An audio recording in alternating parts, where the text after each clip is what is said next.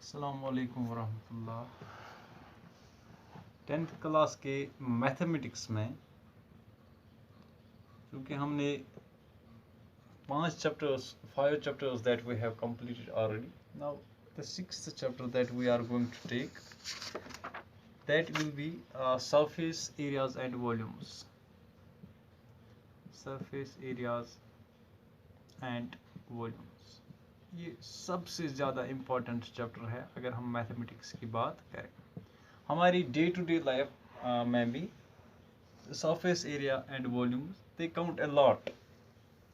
जब हमें इन चीज़ों के बारे में पता होगा कि माप तोल के बारे में, चाहे कोई भी मेजरमेंट हो, सिर्फ सरफेस एरिया या वॉल्यूम्स की बात हम नहीं करेंगे।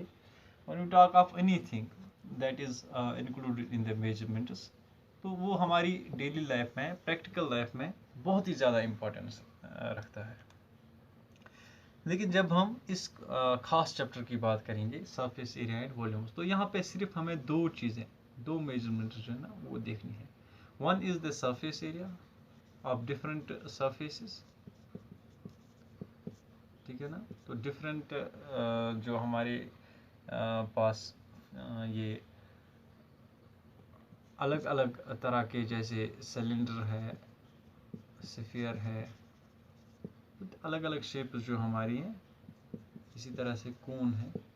तो एक तो हमें इनका सरफेस एरिया देखना है, और दूसरा हम देखेंगे कि हम वॉल्यूम्स भी इन डिफरेंट शेप्स का कैसे निकालते हैं। इसके साथ साथ कुछ फार्मूलाज है जो हमें ज़रूरी तौर पे, यकीनी तौर पे और किसी भी हालत में जो हमें पता होनी चाहिए।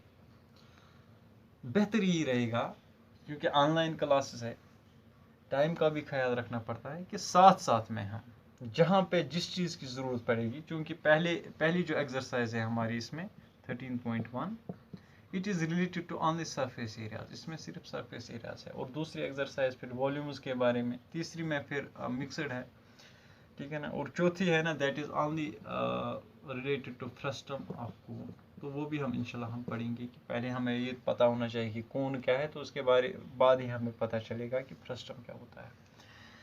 तो जहाँ पे भी जिस चीज़ की भी फार्मूला हमें अप्लाई करनी पड़ेगी, जिस शेप की भी, तो वो हम साथ साथ में करेंगे। तो हम डायरेक्टली क्वेश्चन 1 पे आ जाएंगे, तो इंशाल्लाह साथ साथ हमें सब कुछ सीखने को भी मिलेगा। क्वेश्चन नंबर 1 में हमसे क्या पूछा जा रहा है। 2 cubes each of volume 64 cubic centimetres are joint end to end. अगर हम एक क्यूब की बात करें, क्यूब चूँकि हमने 9th क्लास में भी, वहाँ पे भी जब हम मेंसुरेशन पोर्शन पढ़ा था हमने, तो वहाँ पे हमने देखा था कि जो क्यूब होता है उसके 6 साइड्स होते हैं, ठीक है ना। और खासियत क्या है क्यूब की, कि all the 6 sides they are equal. जो भी 6 साइड्स होते हैं इसके, all the 6 sides they are equal, 6 के 6 साइड्स जो है ना ये बराबर होते हैं। और इसके साथ साथ जो एज लेंथ है वो भी जो साइड की लेंथ होगी उसी के बराबर होती है। तो जब हम क्यूब्स की बात करते हैं, तो वॉल्यूम ऑफ क्यूब जब हम पढ़ते हैं, वॉल्यूम ऑफ क्यूब, अगर हम एक साइड को लें फॉर एग्जांपल ए, तो ये होता है A into A means that is A cube, यानी साइड क्यूब होता है एक क्यूब का वॉल्यूम। इसके साथ साथ एक और जो हमने वहाँ पे सीख लिया था, क्यूबॉइड की जब हम बात करते हैं, इसमें भी 6 साइड्स होते हैं, लेकिन ये तमाम साइड जो है ना बराबर नहीं होते हैं। तो इसमें एक लेंथ होती है और एक ब्रेड्थ, अगर हम इसको ब्रेड्थ मान के चलें, और एक हाइट होती है। तो जब हम किसकी बात करेंगे, इसके वॉल्यूम की, तो इसका वॉल्यूम भी कैलकुलेट करने के लिए जो हमें फॉर्मूला मिलता है, that is length into breadth into height. तो ये बहुत आसान है। और साथ साथ में हमें ये भी याद रखना है कि जब भी हम वॉल्यूम की बात करेंगे, तो ये क्यूबिक यूनिट्स में हमें मिलता है, कि जैसे क्यूबिक सेंटीमीटर्स में, या क्यूबिक मीटर्स में, या क्यूबिक किलोमीटर्स में। तो जो भी वहाँ पे हमें यूनिट दिया होगा, तो उस हिसाब से हम फिर क्यूबिक यूनिट्स में उस चीज़ का वॉल्यूम निकालते हैं। और साथ साथ में ये भी हमें पता होना चाहिए कि जब हम एक क्यूब की बात करेंगे, तो जब हम इसके सरफेस एरिया की बात करते हैं, surface area of cube is equal to 6 into edge square. अगर हम एज को एज एल लिखें तो जनरली हम एज एल लिखते हैं, ठीक है ना, ये एक एज है, दूसरा एज है, that is 6 into L square. और सरफेस एरिया ऑफ क्यूबॉइड किसके बराबर होता है, that is equal to 2 into length breadth plus breadth height plus height length, ठीक है ना। तो ये चीज़ें जो है ना, ये हमें जहन में रख के हम इस क्वेश्चन में आगे बढ़ेंगे। Two cubes each of volume 64 cubic centimeters are joined end to end. Find the surface area of the resulting cuboid. अगर हम कहीं पे भी अगर हमें दो क्यूब्स मिलेंगे और अगर हम उन दो क्यूब्स को एक साथ जोड़ेंगे, जैसे हम दो स्क्वायर्स को एक साथ जोड़ते हैं, अगर हमारे पास दो स्क्वायर्स होंगे तो अगर हम उनको साथ साथ जोड़ते हैं, मिसाल के तौर पर ये एक स्क्वायर था, इसके ऊपर हमने एक और स्क्वायर रखा, या ऐसे एक स्क्वायर था, तो इसके साथ अगर हम दूसरे साइड से एक और स्क्वायर रखेंगे, तो दो स्क्वायर्स को जब हम एंड टू एंड ज्वाइन करते हैं तो एक रेक्टेंगल हमें मिलती है, ठीक है ना, ये हमें एक रेक्टेंगल मिल गई। लेकिन जब हम दो क्यूब्स को चाहे एक दूसरे के ऊपर रखें, चाहे साइड में एक दूसरे के साइड में रखें, तो ये भी मैं जानता हूं कि आपको ये क्यूब मुझसे बहुत ही बेहतर बनाना आता है। मैंने चेक भी किया था कई बच्चों का कि नोटबुक पे, तो उन्होंने जो वो क्यूब्स बनाए थे मुझे वो बहुत ही शानदार लगे उस टाइम पे। एक्चुअली में ये ऐसे, तो these two cubes are joined end to end. Now we have to find the surface area or volume or yes, surface area of the resulting cuboid. तो ये एक क्यूबॉइड बन गया, लेकिन क्यूबॉइड में हमें साइड्स तो नहीं दिए गए हैं। साइड्स हम निकालेंगे किस फॉर्मूला से, कि हमें पता है कि we know that कि volume of cube that is equal to side cube, किसके बराबर होता है, साइड इंटू साइड क्यूब, या ए क्यूब अगर हम लिखेंगे, अगर चलो हम साइड को ए मान के चलें तो दैट इज ए क्यूब।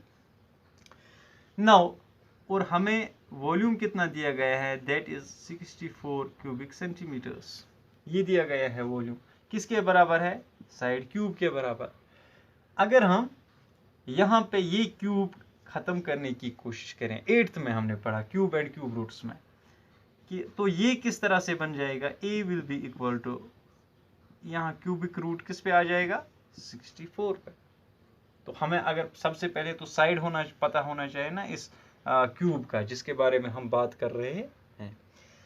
तो इस हिसाब से एक साइड कितना होगा, that will be equal to 64, चूंकि 4 का क्यूब है, that is 4 cube, 4 into 4 into 4, 4 4 are 16, 4 are 64।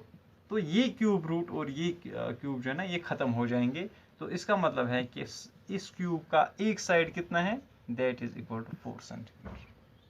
तो अब इस क्यूब का एक साइड 4 सेंटीमीटर है, ठीक है ना, दूसरा साइड भी कितना है, 4 सेंटीमीटर, और तीसरा साइड भी कितना होगा, all the 6 sides will be of the 4 centimetre.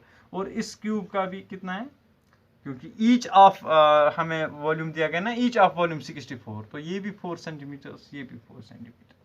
अब हम चेक करेंगे the dimensions of the resulting cuboid. अब देखिए ये जो क्यूबॉइड बन गया, अगर हम, चूंकि ये जो लंबा साइड है, अगर हम इसको लेंथ लें तो लेंथ कितनी आ गई, पहले हम लेंगे dimensions of the resulting cuboid,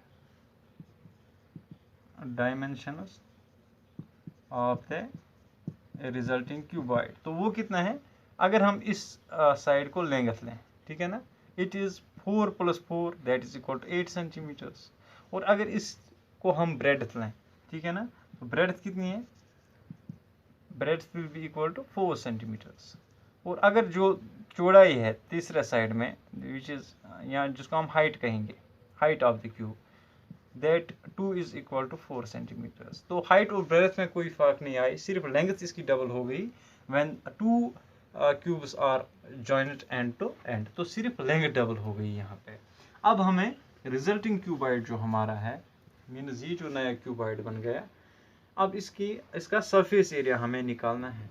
तो हमें पता है कि सरफेस एरिया ऑफ क्यूबॉइड किसके बराबर होता है, that is equal to twice length breadth plus breadth height plus height length, ठीक है ना। तो ये फॉर्मूला अप्लाई करके हमें क्या मिलेगा, 2 इंटू, अब लेंथ कितनी है 8 इंटू ब्रेड्थ कितनी है 4। मैं यहाँ पे डबल ब्रैकेट इसलिए रख रहा हूँ ताकि हमें कोई परेशानी ना हो, प्लस ब्रेड्थ हाइट, ब्रेड्थ है 4 and height 2 is 4, plus height length, height is 4 and length is 8, ठीक है ना। इतने सारे क्यूबिक सेंटीमीटर्स, क्योंकि सेंटीमीटर्स में दिया गया है यूनिट इसका। अब हम देखेंगे अगर मैं इस 2 को फिलहाल बाहर ही रखूं, ठीक है ना, तो अंदर क्या बचेगा, 8 4 32 प्लस 4 4 16 प्लस 4 8 अगेन 32। इतने सारे cubic centimetre, sorry square centimetres, ये हम सरफेस एरिया निकाल रहे हैं स्क्वायर सेंटीमीटर्स। इसका मतलब क्या हुआ, 2 इंटू 32 प्लस 32 64 हो गए, 64 plus 16 that is 80, 2 into 80 square centimetres that is equal to 2 8 16, 160 square centimetres हमें रिजल्टिंग क्यूबॉइड का सरफेस एरिया मिला।